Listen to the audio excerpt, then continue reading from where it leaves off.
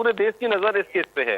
बिल्कुल प्रियन, आपका शुक्रिया तमाम जानकारी देने के लिए। तमाम अपडेट भी हम आपसे लेते रहेंगे। खबरों में आगे बढ़ते हैं, बात करेंगे अयोध्या में राम मंदिर निर्माण समिति के चेयरमैन नृपेंद्र मिश्र की अध्यक्षता में हुई 3 दिवसीय बैठक में कई अहम फैसले लिए गए हैं। राम मंदिर निर्माण का कार्य भी तेज हो गया है और जिसमें प्रमुख रूप से नींव की मजबूती, राम मंदिर की गुणवत्ता के साथ साथ मंदिर निर्माण के समय, मंदिर निर्माण के बाद सुरक्षा व्यवस्था को लेकर मंथन हुआ। बैठक में श्री राम जन्मभूमि तीर्थ क्षेत्र ट्रस्ट के पदाधिकारियों, L&T और साथ ही टाटा इंजीनियर्स के साथ भी चर्चा की गई है।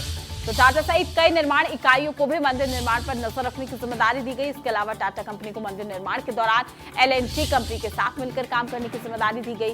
राम मंदिर निर्माण के साथ ही राम जन्मभूमि परिसर के विकास को लेकर देश भर के आर्किटेक्ट और धर्माचार्य से सुझाव भी मांगा जा रहा है। आने वाले सुझावों पर ट्रस्ट विचार करके उस पर अपनी रूपरेखा भी तैयार करेगा, जिसमें मैं 2 दिन सहभागी था और उसके पूर्व 1 दिन से वो चल रही थी। 3 दिनों की बैठकें बहुत अच्छी हुई और इन बैठकों में हम लोगों ने लगभग पूरा काम कर लिया है। पूरे काम का जो प्रारंभिक स्वरूप होता है वो सारा पक्का हो गया। L&T के साथ में, टाटा कंसल्टेंसी के साथ में और सोमपुरा जी के सवाल ही वही था। निर्माण कार्य भी तेज हो गया। आर्किटेक्ट और धर्माचार्य से सुझाव भी मांगे जा रहे हैं और जोरों शोरों से राम मंदिर निर्माण का जो कार्य है वो किया जा रहा है। नृपेंद्र मिश्र की अध्यक्षता में बैठक हुई। बैठक में कई अहम फैसले भी लिए गए हैं। तमाम जानकारी के साथ हमारे संवाददाता अबुल बशर हमारे साथ लाइव जुड़ चुके हैं। अबुल, क्या कुछ जानकारी? बैठक के दौरान कई अहम फैसले लिए गए हैं। देखिए, बिल्कुल, चूंकि मसला काफी महत्वपूर्ण है, क्योंकि ना सिर्फ राम मंदिर निर्माण की बात होनी बल्कि कोशिश ये है कि मंदिर कम से कम 1000 साल तक ऐसे ही बना रहे और उसकी भव्यता के साथ साथ, सुंदरता के साथ साथ तो उसकी मजबूती भी इसी तरीके से कायम रहे करीब 1000 साल तक। इस दौरान चाहे आंधी हो, तूफान हो, चाहे जो कुछ हो, वो मंदिर की मजबूती पर और उसके ढांचे पर कोई फर्क ना पड़े। तो इस लिहाज से L&T कंपनी, लार्सन टुर्बो के साथ साथ अब फैसला लिया गया है ट्रस्ट के पदाधिकारियों के द्वारा कि टाटा कंसल्टेंसी, टाटा कंपनी जो है वो उसके साथ काम करेगी मिलकर। तो कुल मिलाकर एक कोशिश ये है कि कितनी मजबूती दी जाए, कितनी भव्यता के साथ साथ मजबूती सबसे अहम मसला है और इस बात को लेकर राम मंदिर तीर्थ क्षेत्र ट्रस्ट संतुष्ट होना चाहता है कंपनी के आला अधिकारियों के मुताबिक कि उसकी मजबूती में कहीं कोई कोर कसर ना रह जाए और उसके बाद ही इन सारी चीजों पर फैसला लेने की बात कही जा रही है। और साथ ही बैठक में ये सबसे खास निर्णय ये लिया गया है कि देश भर के जितने भी आर्किटेक्ट हैं उनसे सुझाव मांगा जाएगा।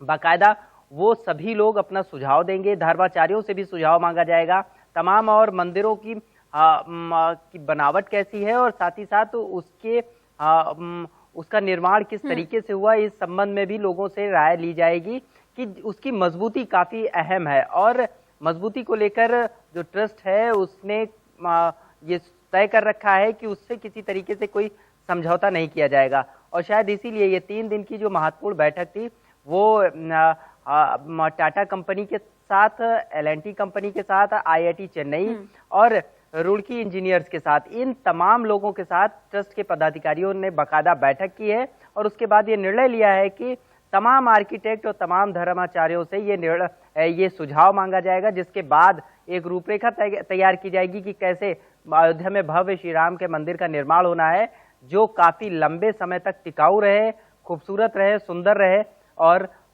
लोग उसको देखकर एक बार आकर्षित हो सके।